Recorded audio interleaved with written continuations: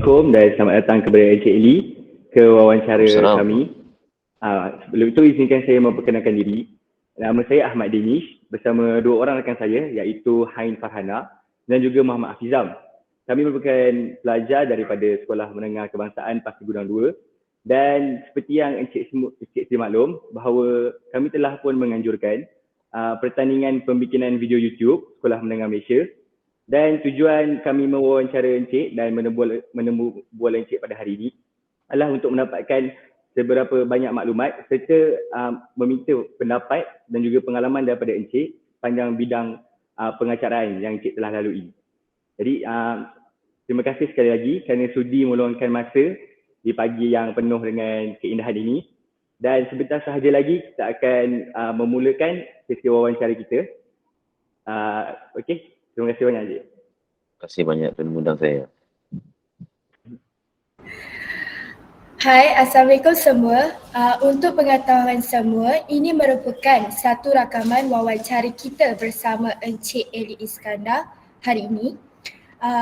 Seperti mana semua tahu, Encik Eli Iskandar merupakan seorang personaliti TV dan pengacara yang tersohor. Encik Eli Iskandar juga terkenal sebagai salah seorang pengacara rancangan Bual Bicara Pagi iaitu Malaysia Hari Ini. Terlebih dahulu sebelum kita memulakan temu bual kita pada hari ini, bolehkah Encik Eli Iskandar berkongsi serba sedikit pengalaman Encik Eli Iskandar dalam dunia pengacaraan?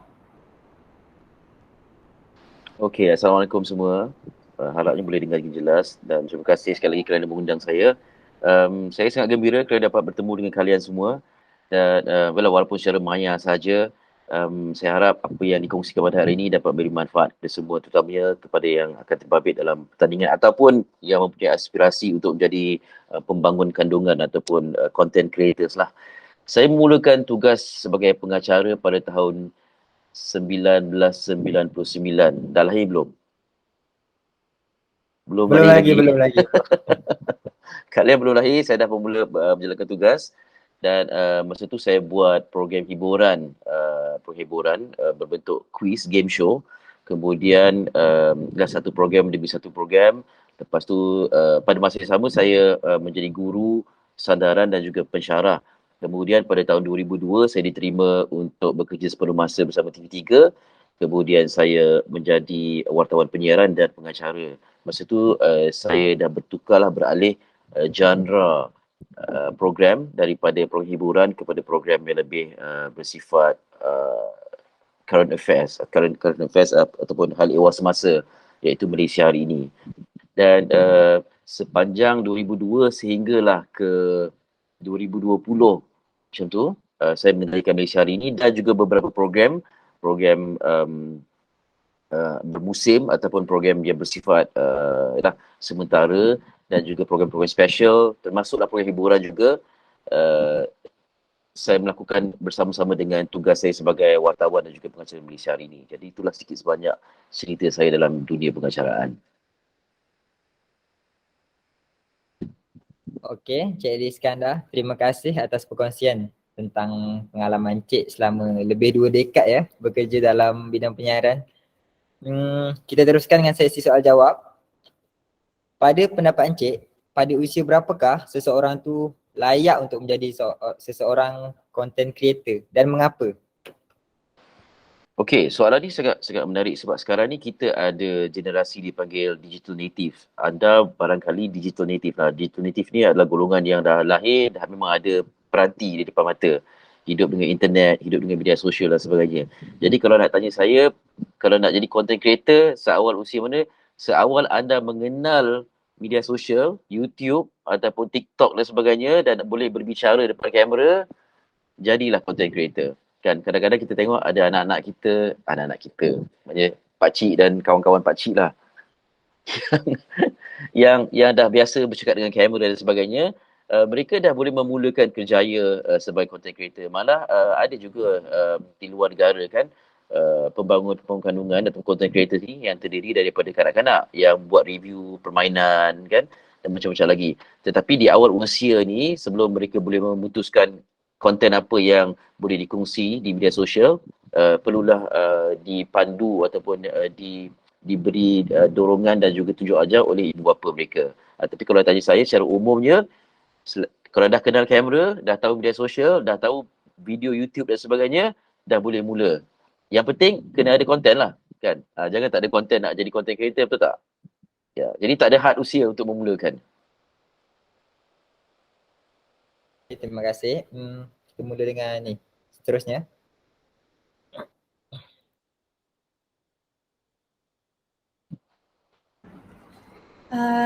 Di sini saya ingin memberikan contoh satu situasi apabila seseorang yang ingin berucap di hadapan kamera tetapi terdapat beberapa masalah yang mereka hadapi seperti gugup dan takut di hadapan kamera.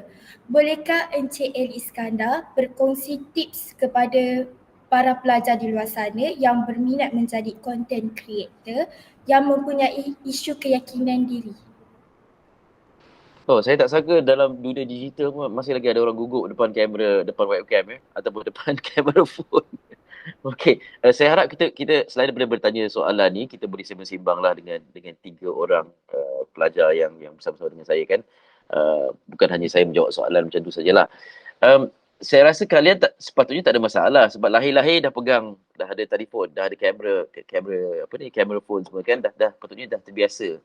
Mungkin gugup itu pada zaman saya mungkin ada sebab kamera bukan kamera selfie, kamera orang lain yang pegang dan kita mungkin rasa gugup sebab orang yang pegang kamera tu memerhatikan kita, apa kita nak cakap, sebab kita cakap benda tu betul atau salah dan sebagainya. Dan kita pula mungkin persediaan tak cukup, pengalaman tak cukup dan kita kadang-kadang tanya apa yang saya duk buat depan kamera ni kan, adakah untuk menunjukkan paras rupa saya yang cantik, yang handsome, yang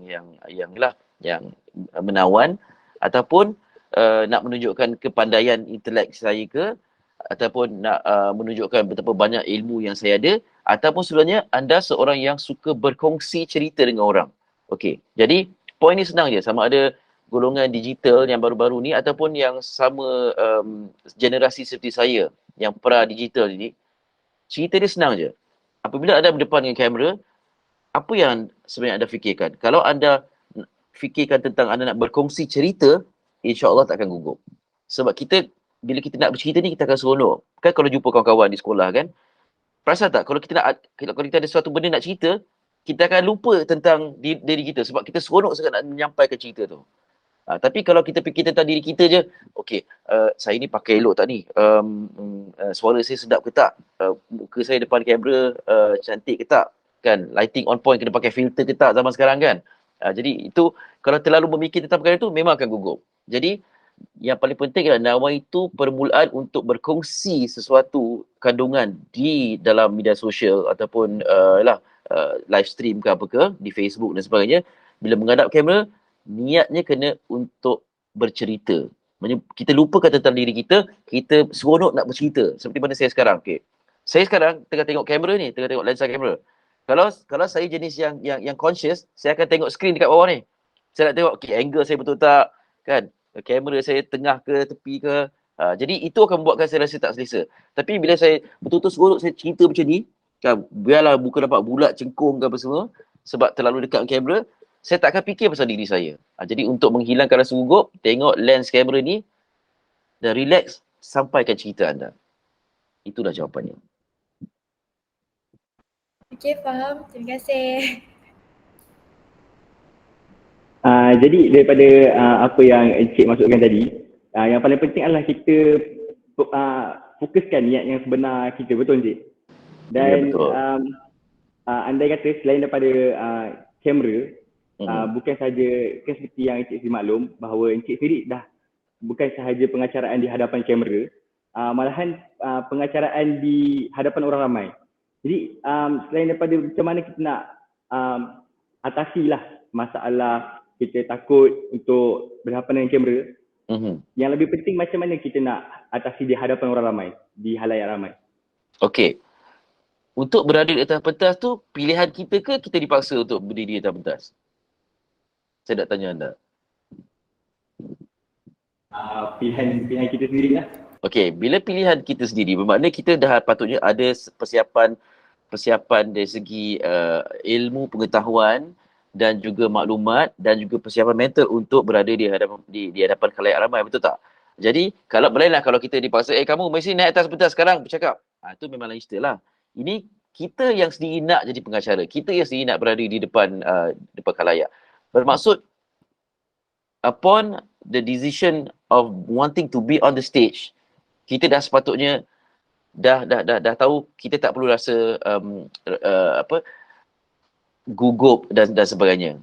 Sebab kalau belum pernah naik tu tak apa. Sebab saya masa kali pertama pun bila nak buat konsert Jom Heboh ke juara lagu dan sebagainya, memang risau. Tapi saya fikir macam saya yang nak jadi kan. Saya yang macam berusaha untuk melihat diri saya satu hari nanti akan berada di situ. Maknanya the moment you decide you want to do that or you want to be on that stage, persiapan dah kena ada dah.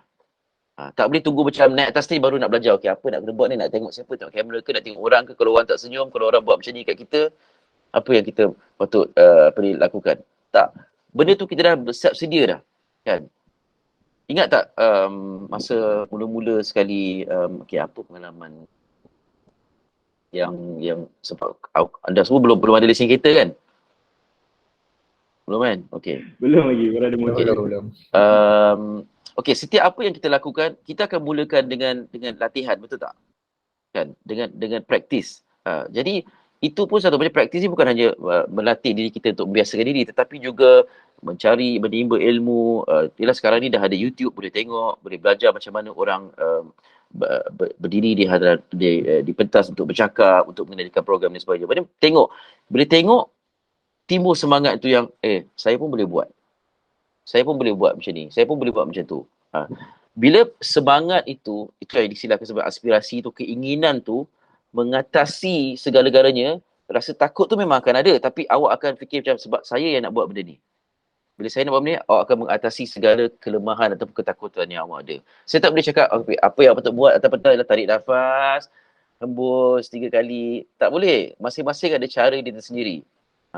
Macam cara saya, contohlah bisa buat konsert Jom Heboh. Konsert Jom Heboh ni, tak kira lah di Johor ke di mana-mana, setiap kali ada konsert Jom Heboh, yang datang tu macam-macam latar belakang. Betul tak? Ada golongan yang yang orang susah datang, ada yang orang lebih senang, ada yang intelektual dia lain. Kan? Jadi macam mana kita nak mesra ataupun nak rasa selesa dengan mereka ni? Kita anggap mereka ni macam kita dah kenal lama. Kita sembang-sembang dengan mereka sebelum mulanya program, sebelum mulanya siaran langsung. Kita taklah naik tu untuk aku Eli Iskandar host konsert Jom Heboh. Tak payah nak poyo macam tu. Lagi kita poyo, lagi kita susah. Jadi kita relax, kita naik stage, dia apa khabar semua, ni makcik yang baju merah tu dah makan ke belum, tu anak siapa tu, gurau dengan mereka. Bila mereka rasa selesa dengan kita, mereka akan rasa, mereka kenal kita dah lama. Dan bonding itu yang paling penting bila mengendalikan program di hadapan khalayak ramai. Saya tak tahu kalian bertiga ada masuk debate ke debat? Ada? Ada.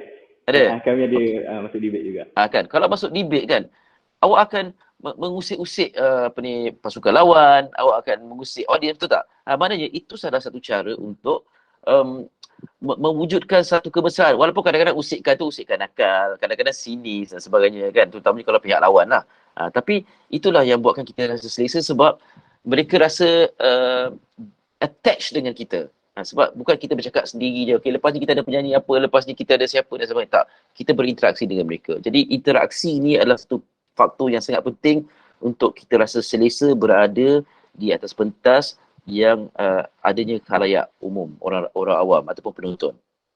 Ya. Okey, Encik. Seterusnya, bila kita dah kuasai cara bercakap, serta kita dah timbul keyakinan dalam diri masing-masing, jadi apakah macam etika-etika untuk seseorang content creator tu menghasilkan sebuah video? Maksudnya sebelum nak menghasilkan sebuah video tu, apa yang dia kena fikirkan dahulu ataupun benda-benda yang perlu dia elakkan sebelum menghasilkan sebuah video? Okey, soalan ni penting sebenarnya. Pertama, kena ada konten lah. Yang kedua, tujuan konten tu dikongsi ataupun diwujudkan untuk apa? Kan? Adakah untuk menunjukkan awak hebat, pandai buat konten, ataupun konten tu memberi manfaat kepada orang lain? Itu paling penting sekali. Sebab kadang-kadang kita boleh cakap tentang contohlah saya ambil contoh, tentang gelas ni kan. Siapa-siapa boleh buat konten tentang gelas, kan? Tapi apa tujuan awak bercakap tentang gelas ni atau berkongsi tentang gelas ni kepada dalam konten awak, kan? Tujuan tu apa? Untuk beritahu yang awak ada gelas yang hebat, yang gelas ni kalau dijatuhkan tak pecah ataupun apa. Always think of the benefit that the audience will get from your video. Apa yang tak boleh dilakukan, yang boleh dielakkan seboleh-bolehnya, itu adalah satu jawapan yang sukar untuk diberikan. Sebab media sosial ini adalah satu platform yang tidak ada sebarang censorship. Betul tak? Sebarang tapisan. Awak nak mencarut ke, awak nak buat apa pun atas awak, kan? Yang akan menentukan best ataupun tidak, ofensif ataupun tidak, wajar ataupun tidak kandungan itu adalah penonton ataupun khalayak yang mengikuti, yang menonton video awak, kan? Sebab akaunnya akaun awak, kan? Contoh saya ada akaun YouTube. Saya buat je video. Suka hati saya nak cakap apa, nak marah siapa, nak kutuk siapa, nak belasah siapa, nak buat apa-apa sajalah. Tetapi kita kena fikir yang menonton tu siapa. Pada masa yang sama, sebab ini generasi lain tau. Sebab saya adalah TV ni memang kami ada tanggungjawab untuk menyampaikan maklumat.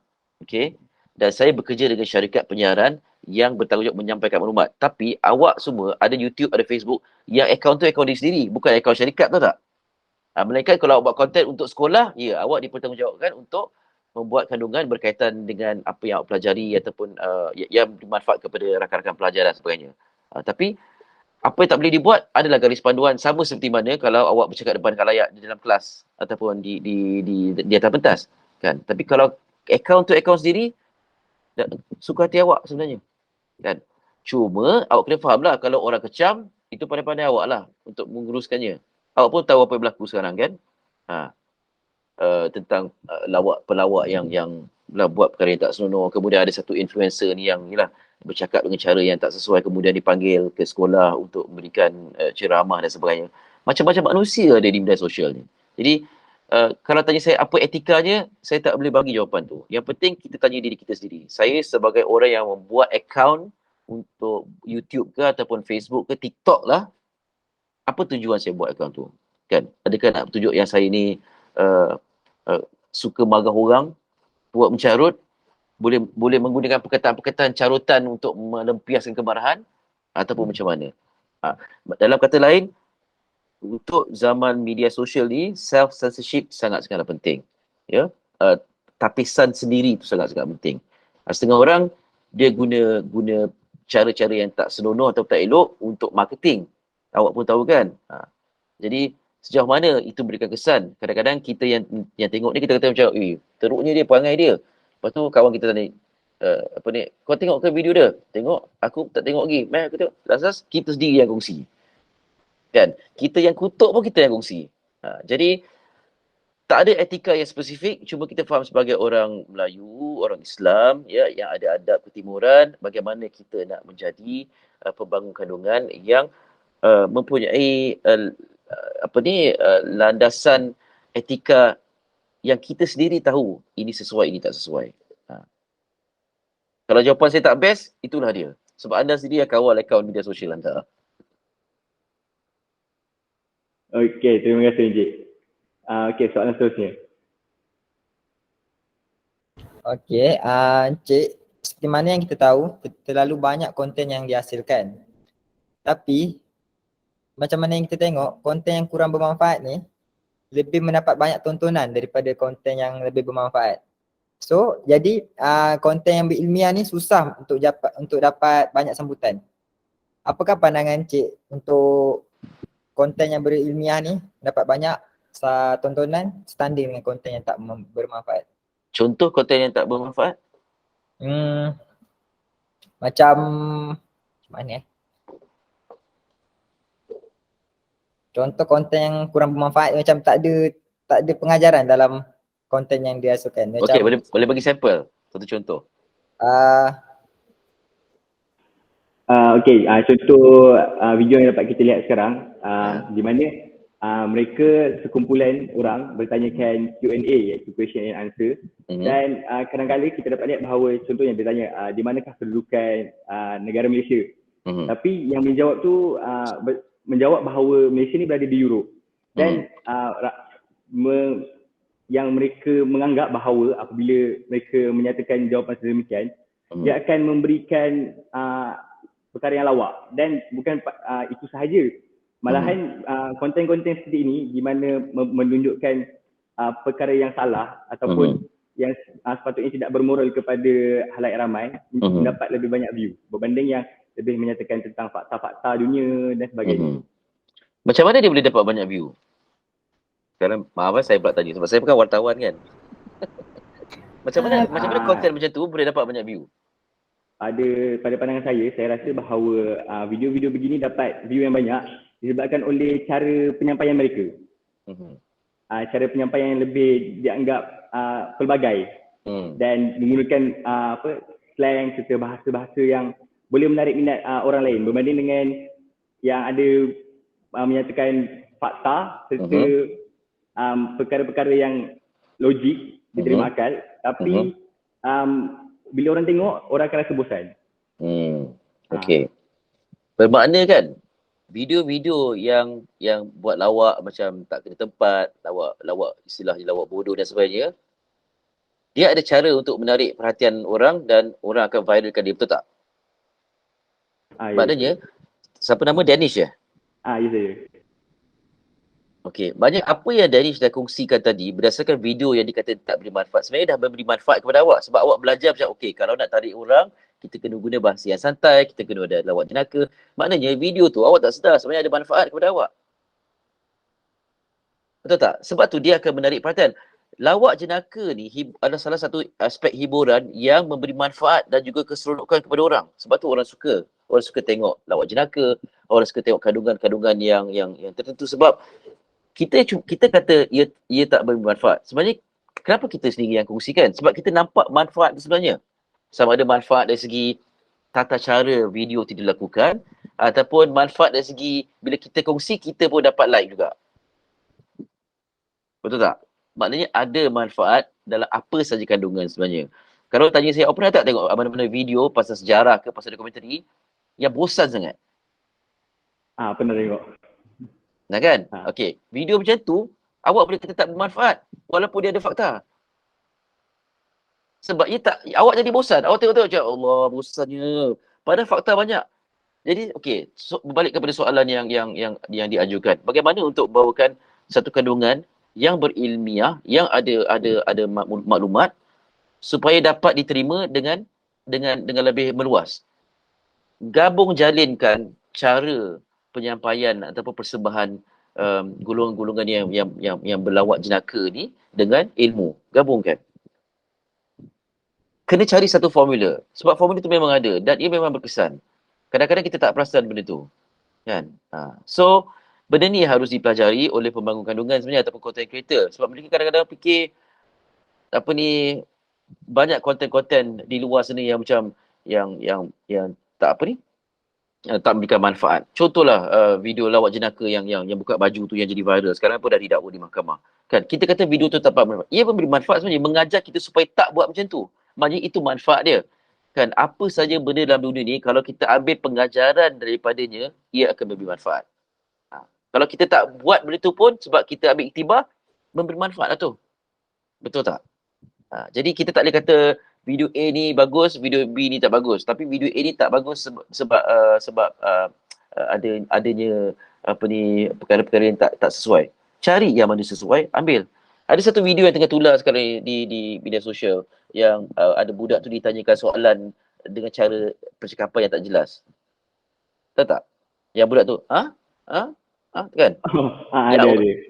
Kan? Kenapa dia jadi viral? Padahal benda tu tak ada apa-apa pun. Cuba fikirkan sama-sama. Okay, tak payah jawab sekarang. Fikirkan sama-sama. Kenapa video macam tu, dia tak bersifat melanggar etika.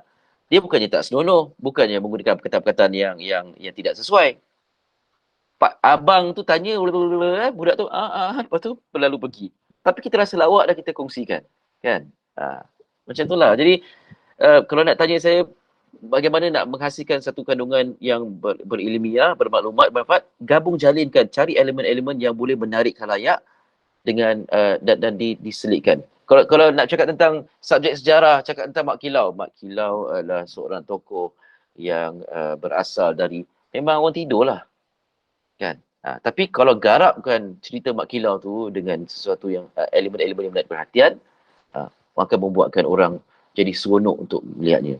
Sekarang ni filem Mak Kilau, dah tengok Mak Kilau dah? Dah tengok. Dah tengok kan? Memanglah kita boleh pertikai Mak Kilau tu, filem tu bercanggah dengan fakta sejarah dan sebagainya kan. Tapi ia buatkan orang nak tengok. Jadi kalau bisa kata kita rasa oh ni tak tepat dengan sejarah, apa pelajaran atau pengajaran kita boleh ambil? Bila kita buat filem nanti, kita pastikanlah kita berlandaskan kepada sejarah. Setidak-tidaknya filem tu mengajar kita untuk merujuk sejarah dengan tepat. Macam tu.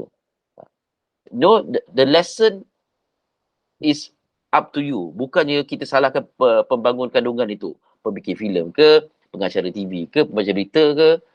Kita yang menerima kandungan tu, maklumat tu, kita yang decide bermanfaat ataupun tidak. Kan? Contohlah saya kata, petang nanti dekat Pasir Gudang hujan. Kalau awak rasa maklumat saya tak bermanfaat, kan, awak takkan bawa payung keluar. Tapi kalau awak percaya saya, walaupun saya kelintung, cakap Danish, Hafizam, ni dan lain-lain, petang ni hujan tau Pasir Gudang. Awak akan, sebab awak rasa maklumat saya tu bermanfaat. Okay, fikirkan sama-sama benda ni. Okey, terima kasih Encik. Okey, jadi soalan seterusnya daripada Hain. Oh, Hain dah tutup kamera.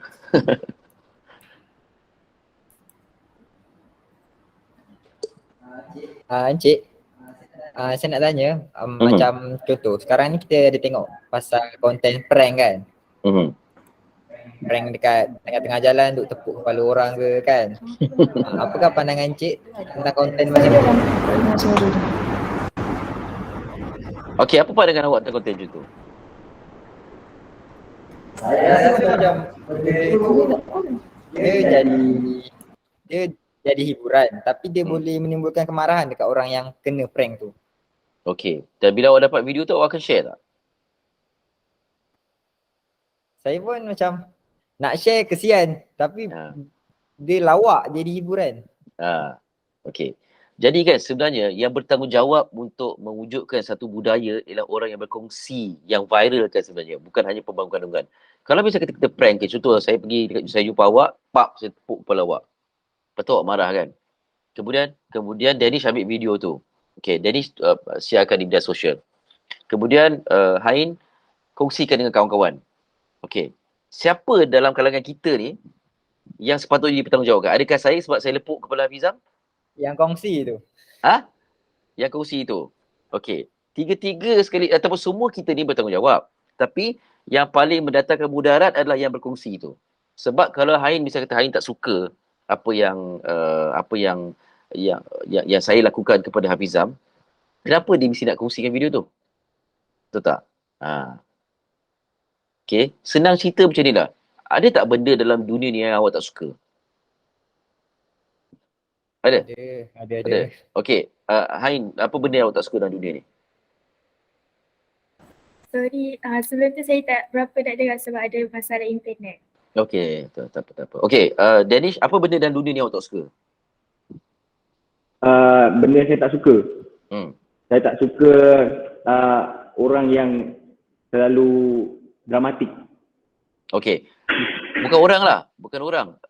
Maksud saya benda lah, objek, makanan ke apa ke. Okey, awak suka durian kan? Awak share tak tentang durian dekat social media? Saya takkan share. Maknanya awak share benda awak suka. Betul tak? Prank tu, kalau awak tu tak suka, dia takkan share. Tapi sebab dia suka, dia tak sedar dia suka.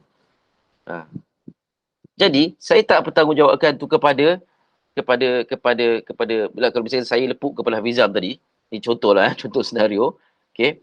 Salah saya melepuk dia sebab itu satu. Tapi yang ambil video tu kenapa awak ambil video? Kemudian kenapa Hain yang kongsikan? Maknanya, kalau dia kata dia tak suka, kenapa dia kongsikan? Konsep dia simple je. Kalau tak suka, jangan kongsi. Bila awak tak suka, tapi awak kongsikan, bermakna sebenarnya awak suka. Sebab awak suka perhatian. Betul tak? Macam Macam itulah cerita dia. Betul. Okay. Jadi ingat, kita rasa benda tu lawak, kita beritahu orang, kau tengok tak video yang prank tu, yang kena lepuk kat kepala tu? Oh tak ada, mana tu share, pap. Awak bertanggungjawab untuk mewujudkan budaya ni. Try lah, cuba tahan diri daripada kongsi. Kalau dapat buat, memang terror. Cabaran tu kan? Paling kuat pun WhatsApp group lah. Dah tengok dah video ni, forward it many times kan. Okay, itu jawapan saya.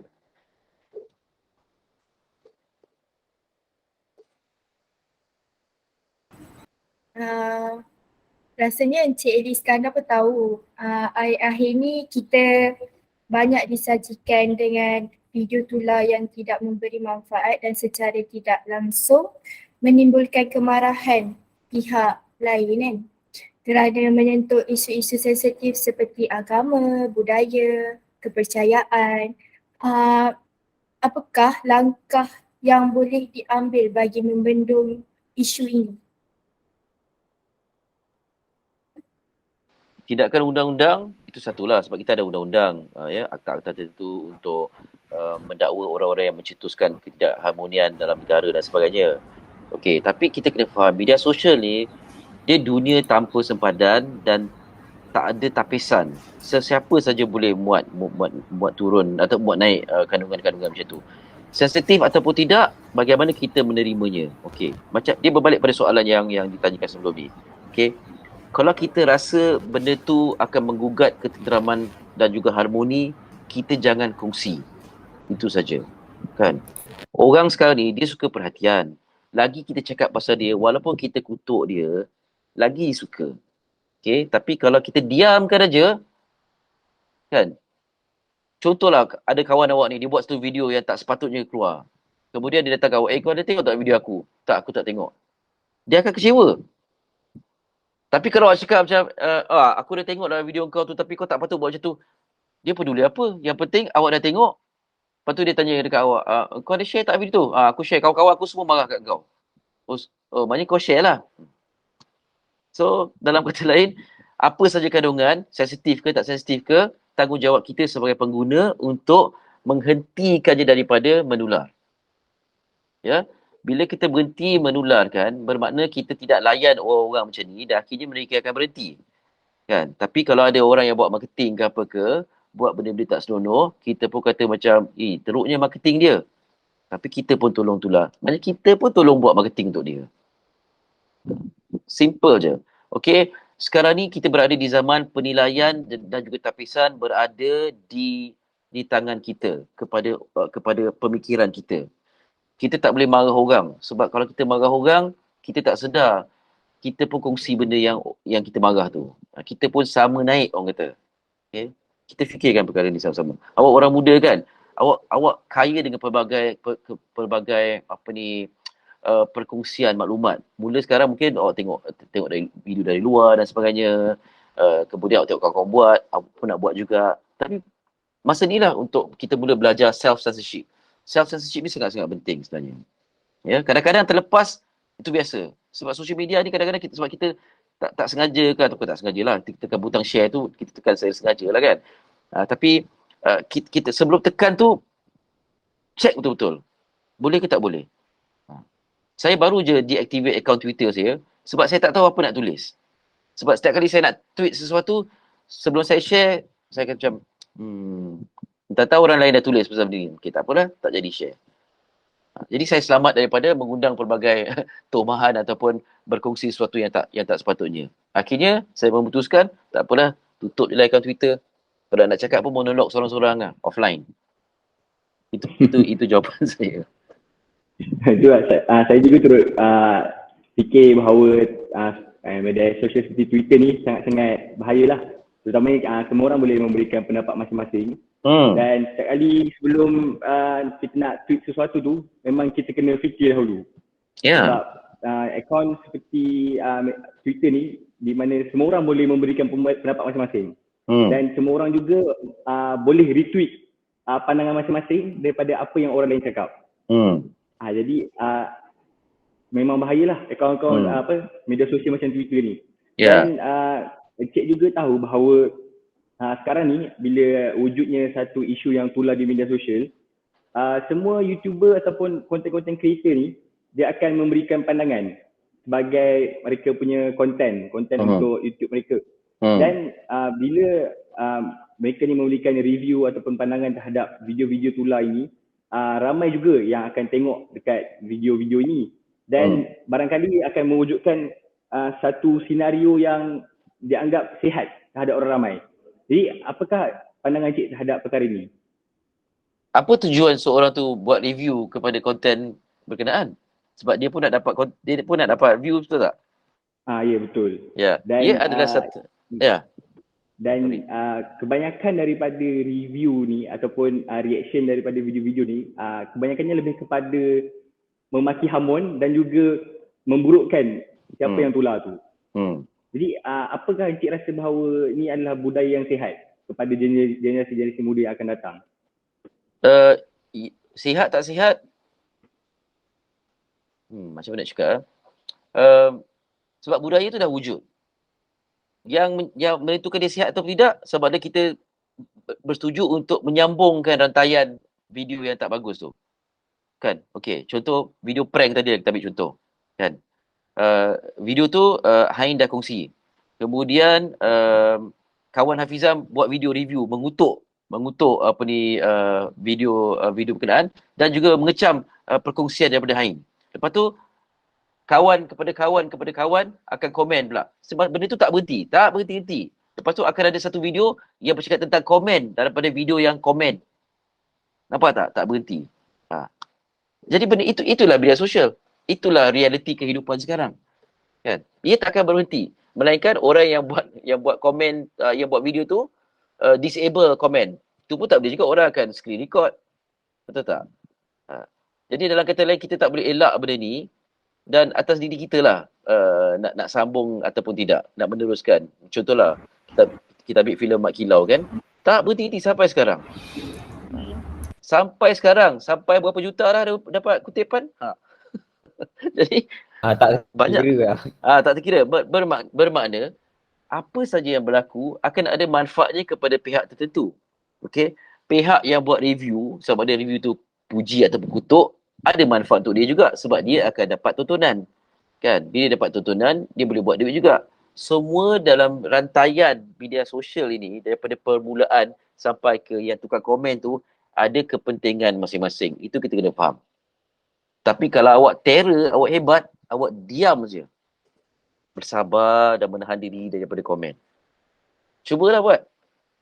Memang susah lah sebab kita dah hidup dalam media sosial kan. Paling tidak pun, awak cakap dekat kawan awak, ni aku dengan kau je tau. Okay? Aku tak suka lah bla bla bla bla. Lepas tu kawan tu kata, ni antara aku dengan kau je tau. Pun jadi rantaian juga. Itu realiti manusiawi sebenarnya. Kan? Dia bersambung bersambung. Akan terus bersambung.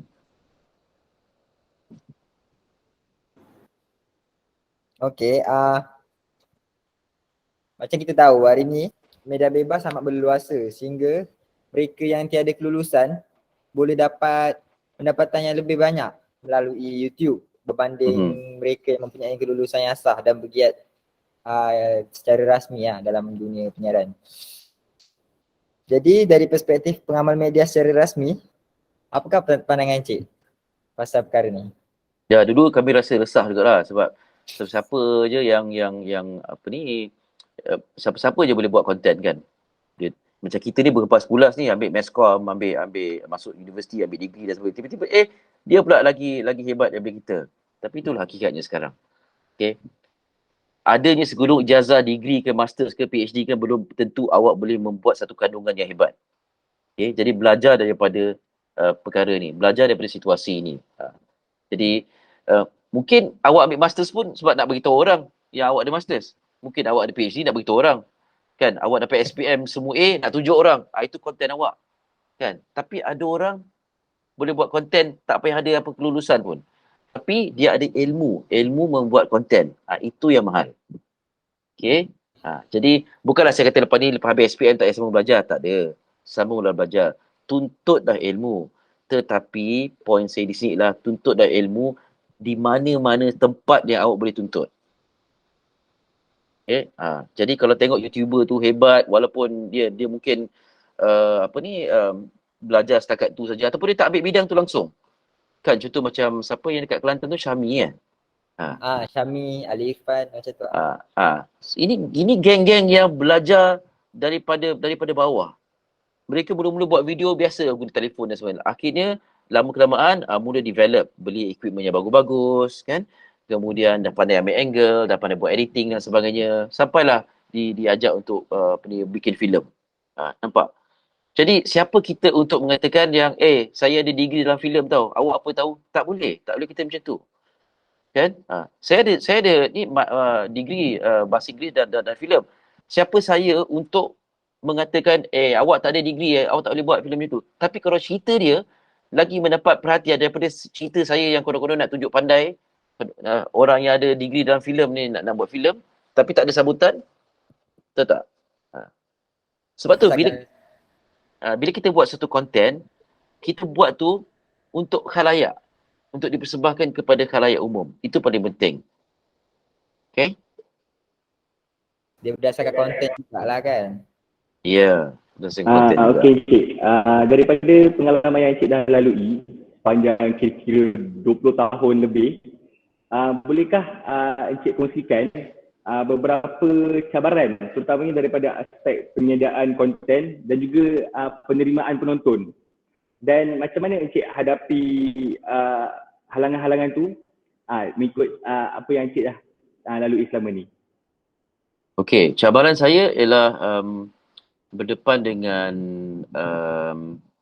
generasi baharu ni, pembangun kandungan ini content creators yang baru ni, dan ia buatkan saya rasa macam walaupun saya dah nak masuk 50 tahun ni, saya kena belajar sesuatu yang baru. Saya tak boleh kata macam saya Ali Iskandar lah, macam awak kata pengacara itu, so tak ada makna itu semua. Itu semua dah tak ada makna. Pengalaman 20 tahun dalam bidang penyiaran, boleh buat editing ke, boleh pegang kamera dan sebagainya, tapi ada generasi baru yang tampil dengan hebatnya video masing-masing. Saya kena belajar daripada mereka. Itu cabaran buat saya sekarang. Saya sedang belajar daripada bagaimana mereka ni menghasilkan video. Mungkin ada disiplin tertentu yang saya terus pegang dari segi editing ataupun video shooting, color grading dan sebagainya. Tapi cara menyampaikan cerita tu, saya memang kena belajar daripada orang-orang baru ni.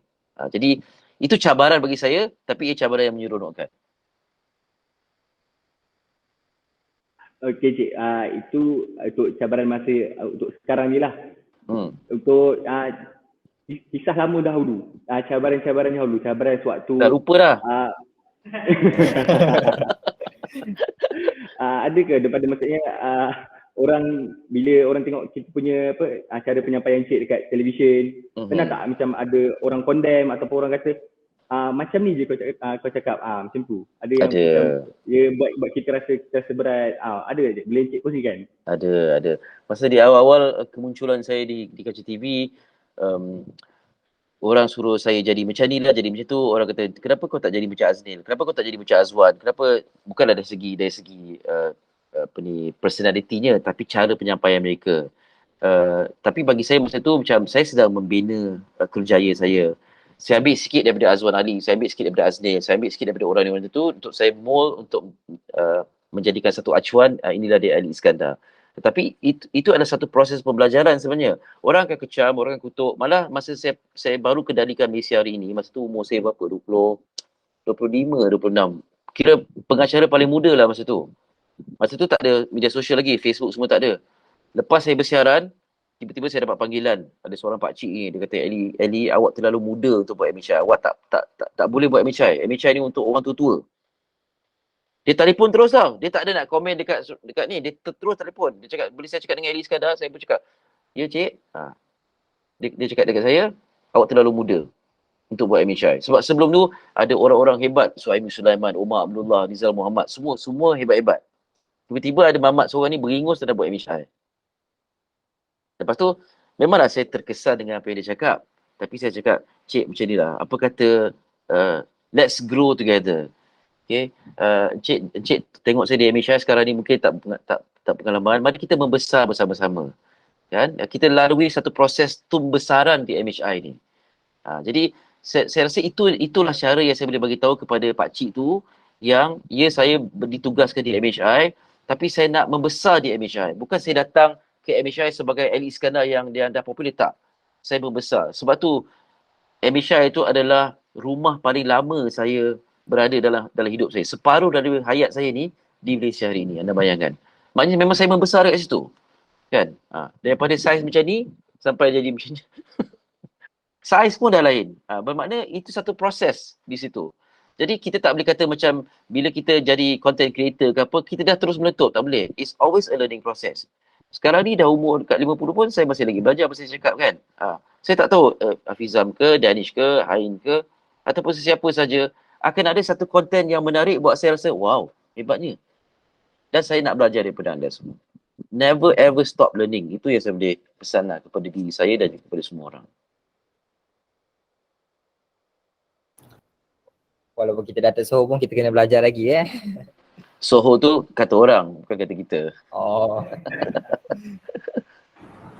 Okey, macam kita tengok remaja pada masa kini terlalu menginginkan kemasyhuran dengan cepat sehingga diorang buat konten tanpa fikir kesan dengan cara apa cara sekalipun.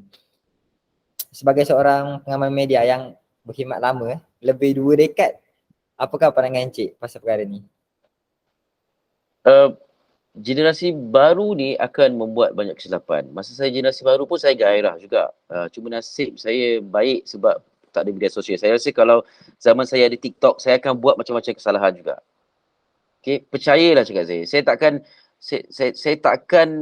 akan gairah entah saya akan buat prank lepuk kepada pakcik mana pun saya tak tahu. Demi untuk konten, demi untuk mendapat perhatian. Sebab masa tu saya muda. Dan saya faham orang muda itulah kemahuan dia untuk mendapatkan perhatian. Jadi benda dah jadi, kita tegur dan kemudian kita harap dan kita doa mereka ni akan belajar daripada kelemahan dan kesilapan supaya mereka akan menjadi content creator yang lebih baik. Macam tu. It's a process. Macam saya cakap tadi, it's a process. Kan? Sebab mana-mana, sehebat director mana-mana pun, awal-awal pun bukan filem dia tu meletup. Kan? Betul tak? Dia akan mula dari bawah, perlahan-lahan kan. Syamsul Yusof tu awal-awal masa filem ayah dia arahkan, Datuk Yusof Aslam, pegang payung pengantin tu. Rusyam Nur Kahwin, ada satu filem tu. Mungkin dia belajar daripada situ. Kan? Dia tengok ayah dia buat filem, kemudian satu hari aku nak ikut jejak langkah ayah. Saya pernah sembang dengan ayah dia, Datuk Yusof Aslam, cakap pasal anak aku ni. Anak saya ni Syamsul ni, tak tahulah, bangun lambat, bagi kereta pakai tapi disiplin tak ada semua. Itu masa tu dia sembang dengan saya. Tapi lama kelamaan saya tengok Syamsul makin lama makin nampak keinginan dan kegairahan dia untuk menjadi lebih baik dari sebelum dia. Baru-baru ni saya jumpa dia. Walaupun dia dah jadi macam tu lah, tak kira dikecam, ada masalah peribadi, itu hal lain. Tapi dia seorang yang bagi saya sangat-sangat merendah diri. Dia hormat orang, dia jumpa orang, dia sembang dengan orang. Jadi benda tu yang saya pegang. Ni contoh lah, Syamsul Yusof sebagai contoh kan. Orang nak kata apa tentang filem tu, katalah. Saya pun ada perkara tertentu tentang filem Mak Kilau tu saya tak setuju. Tapi sikap dia apabila berjumpa dengan orang, menyantuni orang, saya ingat apa yang bapak dia cakap dulu dengan apa dia sekarang. Sangat berbeza. Dah nampak kematangan di situ. Kan? Dia tak melatah dan sebagainya. Jadi itulah proses yang buat kita seronok tengok orang. Kan? Nanti kan misalnya kata Danish ke buat konten tiba-tiba macam konten tu dipertikai kan. Tapi takkan awak nak buat konten yang tak senonoh je manjang tu tak? Akhirnya awak akan belajar lah daripada pengalaman tu. Semua orang akan belajar dari pengalaman. Nak atau tak nak saja. Itu jawapan saya. Betul.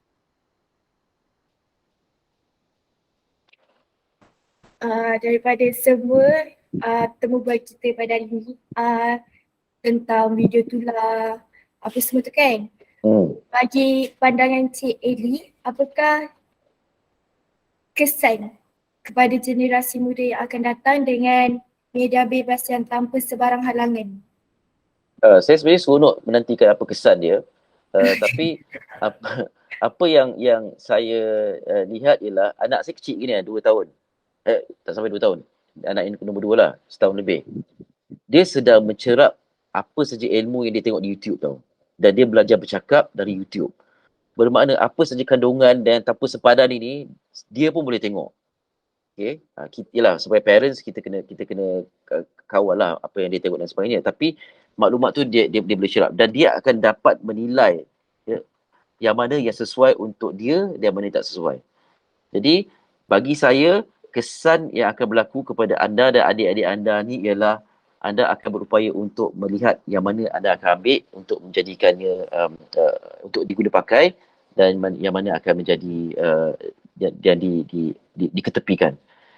Maknanya dalam kata lain, anda akan ada satu intellectuality keupayaan mental yang hebat dalam membuat penilaian.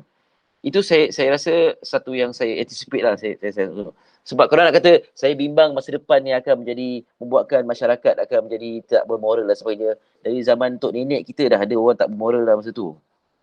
Kalau awak tengok surat khabar tahun 40-an, tahun 50-an, 60-an, akan ada remaja bermasalah. Padahal remaja bermasalah tu adalah datuk nenek kita masa dia muda. Okey, setiap generasi akan ada golongan yang bermasalah. Cuma mereka akan akhirnya menjadi dewasa dan menjadi matang. Jadi apa yang dibawakan sekarang ni dalam media tanpa sepadan ini akan dilihat oleh anak-anak kita dan mereka akan berupaya untuk membuat penilaian dan insya-Allah kalau apa yang saya fikirkan betul, mereka akan jadi matang jauh lebih awal daripada apa yang kita jangkakan. Tapi generasi muda macam anak-anak Encik Eli tu, ada setengah anak-anak yang kat luar, dia tak dapat menilai tau antara video tu negatif ataupun positif yang boleh dia ambil sebagai pengajaran untuk dia. Itu biasalah, sebab itulah ada tanggungjawab mak ayah. Kan, bila sebut anak, maknanya ada mak dan ayah. Dan adanya jiran-jiran dan anggota masyarakat. Tapi yelah, kita tak boleh kata jangan isap okok. Kalau kita kata jangan isap okok, pokok dia nak isap okok, dia akan isap okok juga. Betul tak? Kan? Jadi, macam mana? Selagi ada penjahat, selagi itulah ada polis. Dunia ni memang akan macam tu. Akan ada orang yang buat salah, akan ada orang yang isap okok, akan ada orang ambil dadah, akan ada orang yang buat benda-benda tak senonoh. Soalnya, 1, 2, 3, 4 dalam skrin ni akan buat tak benda-benda macam tu. Kita yang akan decide. Okay. Kita akan kata, aku tak buat tapi aku share je video tu. Samalah tu. Samalah bertanggungjawab. Kan? Jadi, nak kata, okay, mungkin saya boleh kawal anak saya, anak orang lain, kita tak tahu. Kan? Sebab benda tu akan ada orang baik, akan ada orang jahat. Kalau semua orang jadi baik, mesti akan ada seorang yang akan cuba untuk jadi jahat. Betul tak? Dan dalam kumpulan orang jahat, mesti ada seorang nak jadi baik. Kan? Itu normal, itu kehidupan.